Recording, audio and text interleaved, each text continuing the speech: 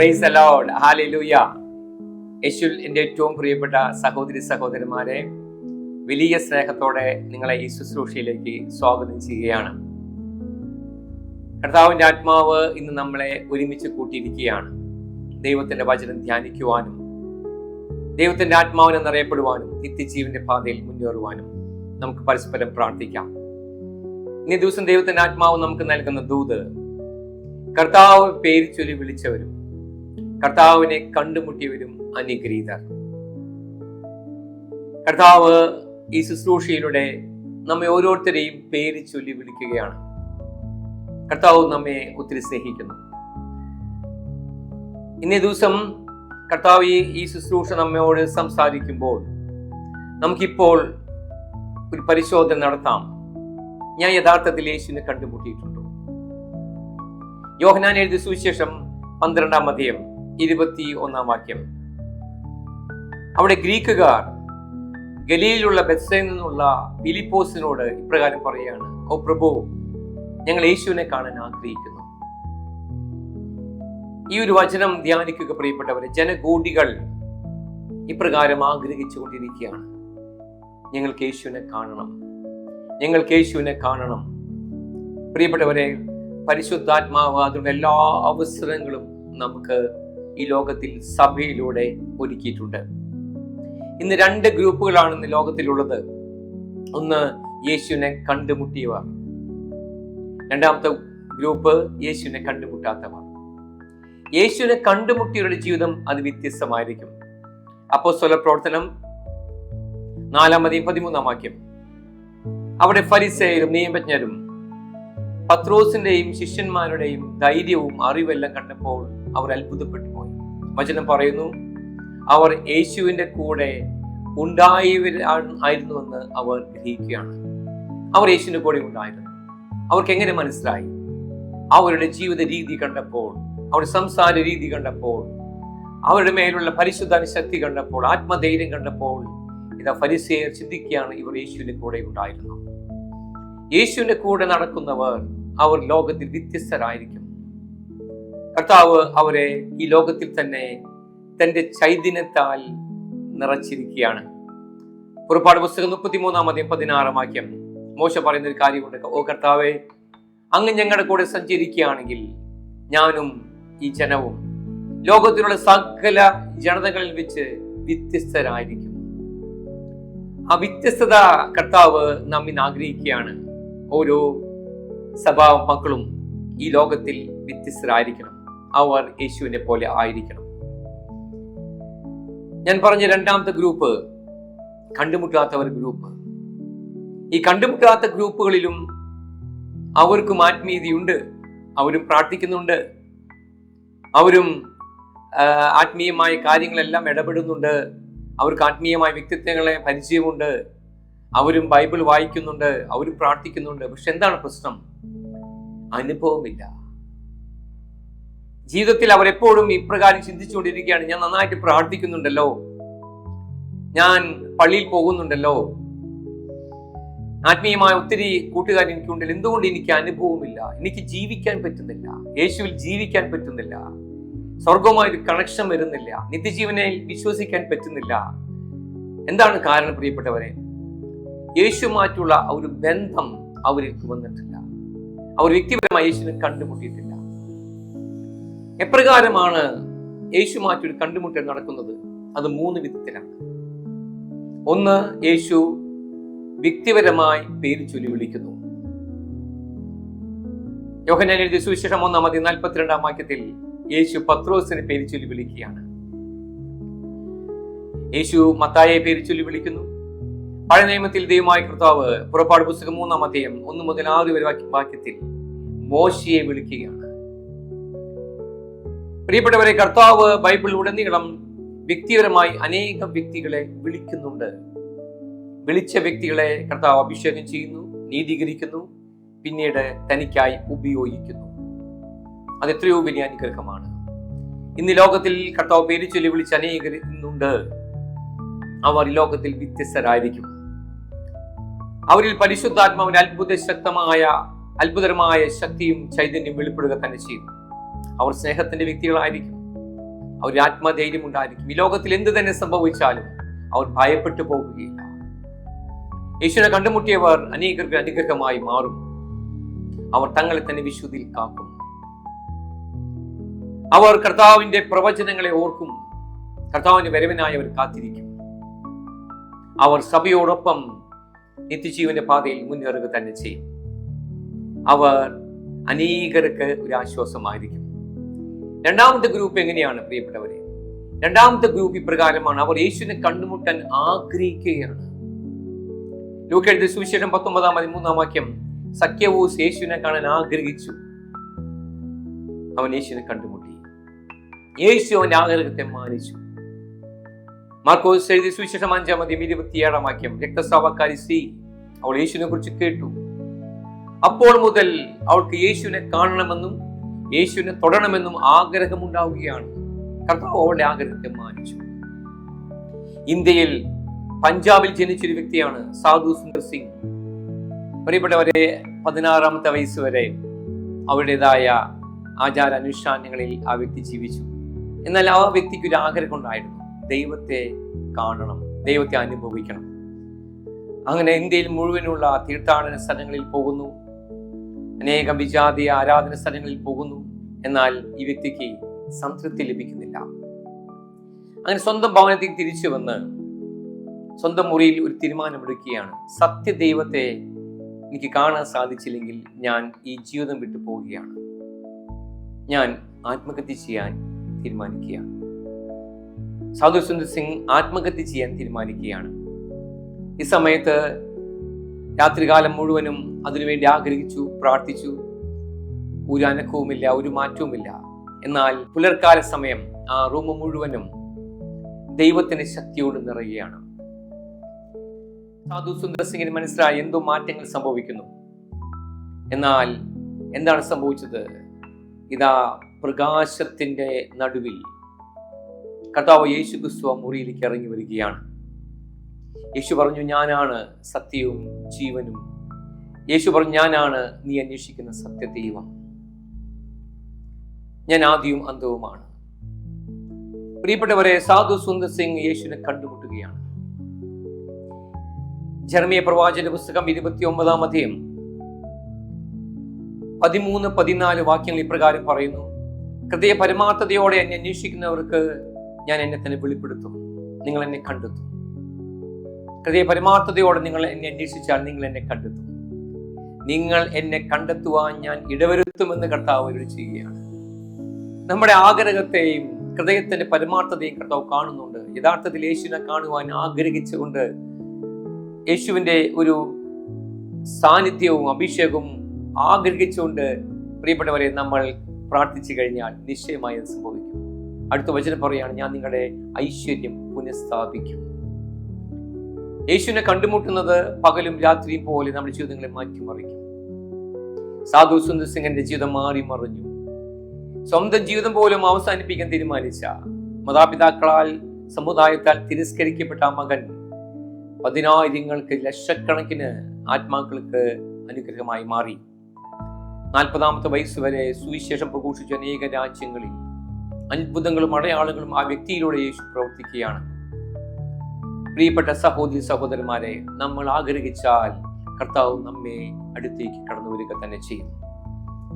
അത് ഇന്നാകുവാൻ നമുക്ക് ഒരുമിച്ച് പ്രാർത്ഥിക്കാം. മൂന്നാമത് ഒരു ഗ്രൂപ്പ് ഉണ്ട് പ്രിയപ്പെട്ടവരെ. അതിപ്രകാരമാണ്, ജീവിത അവസ്ഥകളിലൂടെ അവർ യേശുവിനെ കണ്ടുമുട്ടുന്നു.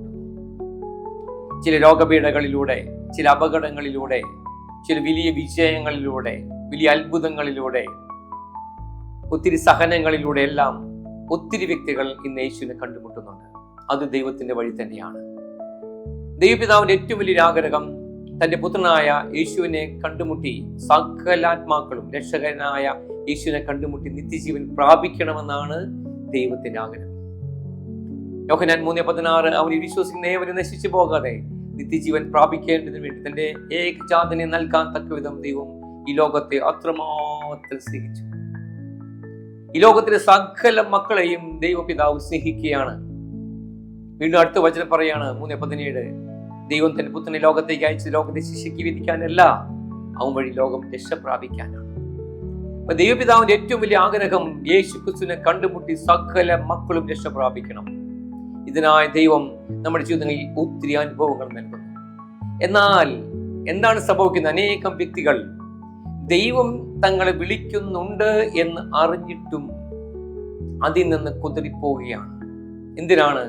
അവരുടേതായ ജീവിത രീതിയിൽ ജീവിക്കുവാൻ, ഈ ശുഷ്കമായ ഈ ജീവിതത്തിൽ അവരുടെ സ്വന്തം ഇഷ്ടത്തിന് ജീവിക്കുവാൻ, സുഖഭോഗങ്ങളിൽ മുഴുകുവാൻ, അവരുടേതായ പാവ ജീവിതത്തിൽ മുന്നോട്ട് പോകുവാൻ അനേകർ യേശു ക്രിസ്തുവിന്റെ വിളി നിഷേധിച്ചു കൊണ്ടിരിക്കുകയാണ്. കർത്താവ് വ്യക്തമായി നമ്മളോട് ഇന്ന് സംസാരിക്കാൻ ഞാൻ നിന്നെ വിളിക്കുന്നു. ഹോശേയ 14:1, ഓ ഇസ്രായേൽ, നീ കർത്താവിലേക്ക് തിരിച്ചു വരിക, നിന്റെ അകൃത്യം മൂലമാണ് നിനക്ക് കാലിടറിയത്. കർത്താവ് നമ്മെ പേരിച്ചൊല്ലി വിളിക്കുകയാണ്. പ്രിയപ്പെട്ട മകനെ, മകളെ, നീ തിരിച്ചു വരിക. നിന്റെ ജീവിതത്തിൽ ഇപ്പോൾ സംഭവിച്ചുകൊണ്ടിരിക്കുന്ന മാറ്റങ്ങൾ, ചില വ്യതിയാനങ്ങൾ, വേദനകൾ, ഒറ്റപ്പെടലുകൾ, സങ്കടങ്ങൾ, പരാജയങ്ങൾ, വിജയങ്ങൾ എല്ലാം ഞാൻ നിന്നെ വിളിക്കുന്ന അടയാളങ്ങളാണ്. നീ തിരിച്ചു വന്നാൽ, യെശയ്യാ പ്രവാചകന്റെ പുസ്തകം 1:18, നീ തിരിച്ചു വന്നാൽ എന്റെ സന്നിധിയിൽ ഞാൻ നിന്നെ പുനഃസ്ഥാപിക്കും. നീ ഇത്രമാത്രം പാപിയാണോ? കർത്താവ് പറയാണ്, ഞാനത് വിഷയമാക്കുന്നില്ല. നീ അനുദപിച്ചാൽ എന്റെ സന്നിധിയിൽ നിനക്കുള്ള സകല നന്മകളുണ്ട്. കഴിഞ്ഞ ആഴ്ചയിൽ മഹാരാഷ്ട്രയിലുള്ള മിഷൻ സ്റ്റേഷനിൽ ശുശ്രൂഷയ്ക്ക് വേണ്ടി പോയപ്പോൾ അവിടെ ഒരു കുടുംബത്തെ പരിചയപ്പെടുകയാണ്. ആ വ്യക്തിയുടെ പേരാണ് കപിൽ. ജീവിത പങ്കാളി പേര് എഗ്ദ. കപിൽ ഒരു മറാത്തി കുടുംബത്തിൽ പിറന്ന വ്യക്തിയാണ്. പേര് കേട്ടൊരു ഗുണ്ടയായിരുന്നു. നല്ല ആരോഗ്യമുള്ള ഒരു ചെറുപ്പക്കാരൻ. എന്നാൽ ഇന്ന് ആ വ്യക്തി യേശുവിന് സാക്ഷിയാണ്. ജീവിത പങ്കാളിയാകട്ടെ ഒരു ബ്രാഹ്മണ കുടുംബത്തിൽ ജനിച്ച ഒരു വ്യക്തിയാണ്. ഇവർ രണ്ടുപേരും യേശുവിനെ കണ്ടുമുട്ടുകയാണ്. ഞാൻ ഇവരോട് സംസാരിക്കുമ്പോൾ കണ്ണുകൾ നിറഞ്ഞിട്ടാണ് ഇവരുടെ സാക്ഷി ഞങ്ങൾ പറയുന്നത്. കപിൽ പറയുകയാണ്, നാഗ്പൂർ എന്ന പട്ടണത്തിൽ വലിയ ഗുണ്ട തലവനായി ജീവിച്ചുകൊണ്ടിരിക്കുമ്പോൾ എല്ലാ ദിവസവും ബാറിൽ പോകും. ഒരു ദിവസം ബാറിൽ പോകുന്നത് മദ്യപിക്കാൻ മാത്രമല്ല, ടീം ആയിട്ട് ചർച്ച ചെയ്യാനും അടുത്ത കാര്യങ്ങളെല്ലാം പ്ലാൻ ചെയ്യാൻ വേണ്ടിയിട്ടാണ് പോകുന്നത്. ഈ സമയത്താണ് അവിടെ കണ്ണുകളില്ലാത്ത ഒരു സഹോദരി ആ ബാറിന്റെ മുമ്പിൽ നിന്ന് ഒരു പാട്ട് പാടുകയാണ്. ആ പാട്ടിലൂടെ ഇപ്രകാരമാണ് ആ വ്യക്തിയുടെ ഹൃദയത്തിലേക്ക് കടന്നു വന്നത്: തിരിച്ചു വരിക, തിരിച്ചു വരിക, എന്നിലേക്ക് വരിക. ഈ സഹോദരന് അതിനെ ഒഴിവാക്കി പോകാൻ മനസ്സ് വന്നില്ല. ആ മനസ്സാക്ഷി ആ വ്യക്തി പിടിച്ചു നിർത്തി. ആ മനസ്സാക്ഷിയോട് ആ വ്യക്തി സഹകരിച്ചു. ഈ സഹോദരിയുമായി, കണ്ണുകളില്ലാത്ത ഈ സഹോദരി ഒരു ക്രിസ്ത്യൻ സഹോദരിയായിരുന്നു. ആ സഹോദരി അവിടെ നിന്ന് ഭിക്ഷയാചിക്കുകയാണ്. 2 കണ്ണുകളില്ല. എന്നാൽ ഈ സഹോദരിയിലൂടെ കർത്താവ് സംസാരിക്കുകയാണ്: കം ടു മീ, നീ എന്നിലേക്ക് വരിക. പ്രിയപ്പെട്ടവരെ, ആ വ്യക്തിയുടെ യേശുവിന്റെ സ്നേഹത്തെ അറിഞ്ഞു അന്ന് തന്നെ ഈ സഹോദരൻ പറയാണ്, അന്ന് മുതൽ ഞാൻ മദ്യപിച്ചിട്ടില്ല. എന്നാലും പരിപൂർണമായി യേശുവിലേക്ക് തിരിച്ചു വന്നിട്ടില്ല. മദ്യപിച്ചിട്ടില്ലെങ്കിലും വീണ്ടും സുഹൃത്തുക്കളെ കാണാനൊക്കെ ആയിട്ട് ഈ ബാറിൽ വീണ്ടും പോകുമായിരുന്നു. അങ്ങനെ ഒരു ദിവസം ന്യൂ ഇയറിന്റെ അന്ന് രാത്രിയിൽ അന്ന് അനേകം വ്യക്തികൾ ഈ ബാറിലേക്ക് വരികയാണ്. അവിടെ ഒത്തിരി ഫംഗ്ഷനുകളും സെലിബ്രേഷൻ എല്ലാം നടക്കുന്നുണ്ട്. ഈ സമയത്ത് മറ്റൊരു ഗുണ്ട ടീം അവിടെ വരികയാണ്. അവരുടെ വാഹനത്തിൽ നിറയെ ആയുധങ്ങളാണ്. അവർ വന്നു കഴിഞ്ഞപ്പോൾ ഇപ്രകാരമാണ് സംഭവിച്ചത്. ഈ കപിൽ പറയാണ്, ഞാൻ അവരുടെ വാഹനത്തിലുള്ള ആയുധങ്ങളെ കണ്ടു. ഞാൻ പെട്ടെന്ന് പറഞ്ഞു, നിങ്ങൾ ഇവിടുന്ന് മാറിപ്പോകണം, ഇത് വലിയൊരു അപകടത്തിന്റെ സിറ്റുവേഷനാണ്. ഒരു പുതിയ ടീം ഇവിടെ വന്നിട്ടുണ്ട്. ഈ സമയത്ത് തന്നെ വന്ന വ്യക്തികളിൽ ഒരു വ്യക്തി കുപ്പിയെടുത്ത് അവിടെയുള്ള ഒരു സപ്ലയറെ അടിക്കുകയാണ്. അയാളുടെ തല പൊട്ടി ചോര ഒഴുകുന്നു. സമയത്ത് തന്നെ അവിടെ വലിയ അടിപിടി സംഭവിക്കുകയാണ്. ആ ബാർ മുഴുവനും രക്തച്ചൊരിച്ചിലായി. ഈ സമയത്ത് ആ പുതിയ ഗുണ്ട ടീമിലെ ഒരു വ്യക്തി വന്ന് വലിയൊരു കടാരി എടുത്ത് ഈ കപിലിന്റെ ശിരസിൽ പിടിച്ച് ഉദരത്തിൽ ആ കത്തിയെടുത്ത് കുത്തുകയാണ്. കപിൽ പറയാണ്, എനിക്കൊന്നും ചെയ്യാൻ പറ്റുന്നില്ല, എന്റെ മരണം ഞാൻ മുന്നിൽ കണ്ടു. എന്നാൽ എന്താണ് സംഭവിച്ചതെന്നറിയൂ? ഈ സമയം കത്തിയെടുത്ത് കുത്തുന്ന ആ വ്യക്തിയുടെ കൈകൾ കിടന്ന് വിറയ്ക്കുകയാണ്. ആ വ്യക്തിയുടെ കത്തി ഈ വ്യക്തിയുടെ ഉദരത്തിലേക്ക് ആഴ്ന്നിറങ്ങുന്നില്ല. എന്തോ ഒരു ഇരുമ്പ് തണ്ടിൽ തട്ടിയതുപോലെ അത് അവിടെ നിൽക്കുകയാണ്. ആ വ്യക്തി ഒരു ഭ്രാന്തി ഇളകിയത് പോലെ തന്റെ ഉദ്യമത്തിൽ നിന്ന് പിന്മാറി തിരിച്ചു പോവുകയാണ്. അവിടെയുള്ള ആ ബാർ ഉടമയുടെ കൈ ആ വ്യക്തി വിച്ഛേദിച്ച് കളഞ്ഞു.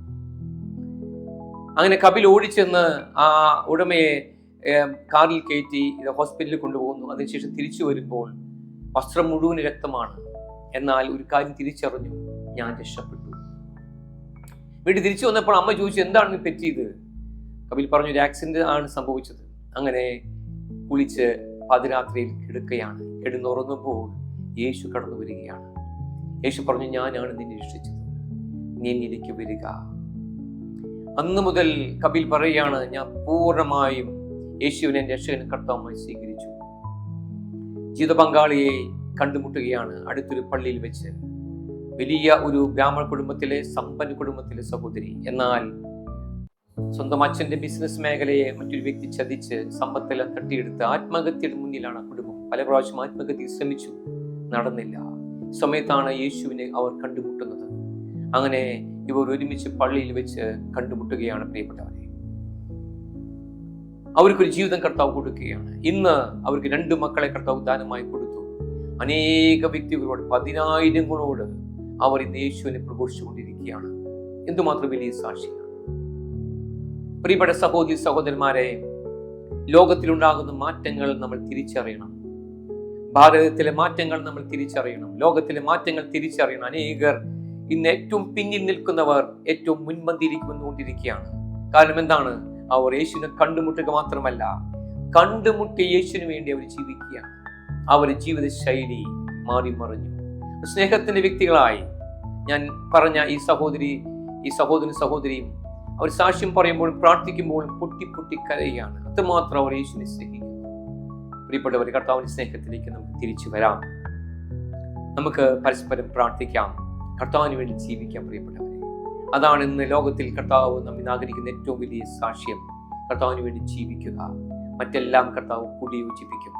കർത്താവ് നമ്മെ അനുഗ്രഹിക്കട്ടെ. നമുക്കൊരു നിമിഷം പ്രാർത്ഥിക്കാം. കർത്താവ് യേശുവേ, ഈ ശുശ്രൂഷ പങ്കെടുക്കുന്ന സകല മക്കൾക്ക് വേണ്ടി പ്രാർത്ഥിക്കുന്നു. ഇവരുടെ ജീവിതങ്ങളിലേക്ക് കർത്താവെ ഇന്ന് രാത്രിയിലൊക്കെ കടന്നു വരണമേ. ഇവരെ സ്പർശിക്കണമേ. അത്ഭുതകരമായ ദൈവ സാന്നിധ്യം കൊണ്ട് ഞങ്ങളെയും ഞങ്ങളുടെ കുടുംബങ്ങളെയും കർത്താവെ അഭിഷേകം ചെയ്യണമേ. ശുശ്രൂഷകളെ അനുഗ്രഹിക്കണമേ. ഇതിൽ പങ്കെടുക്കുന്ന രോഗികളെ സൗഖ്യമാക്കണമേ. വലിയ വേദനയിലൂടെ കടന്നു പോകുന്ന കുടുംബ ജീവിതങ്ങളെ, സാമ്പത്തികം തകർന്നവരെ കർത്താവ് ഏറ്റെടുക്കണമേ. ഒരു പുതിയ വഴി തുറന്നു കൊടുക്കണമേ എന്ന് പ്രാർത്ഥിക്കുന്നു. പ്രിയപ്പെട്ടവരെ, കർത്താവ് നിങ്ങളെ അനുഗ്രഹിക്കട്ടെ. ഒറ്റ കാര്യം കൂടി പറയുകയാണ്. ഫെബ്രുവരി 16, 17, 18 ദിവസങ്ങളിൽ IMS ധ്യാന സെന്ററിൽ ആലപ്പുഴയിൽ നമ്മുടെ കൂട്ടായ്മയുടെ ധ്യാനമുണ്ട്. ആത്മവസന്ത അഭിഷേക ധ്യാനം. നിങ്ങളെല്ലാവരും യേശുനാമത്തെ വലിയ സ്നേഹത്തോടെ ഞാൻ വെൽക്കം ചെയ്യുകയാണ്. ഒരു പുത്തൻ പരിശുദ്ധാത്മ അഭിഷേകത്തിനായി നമുക്ക് ഒരുങ്ങാം. കർത്താവ് ഈ ശുശ്രൂഷയിലൂടെ ഒരു പുതിയ ചൈതന്യം നമ്മിലേക്ക് വർഷിക്കപ്പെടട്ടെ. ആമേൻ.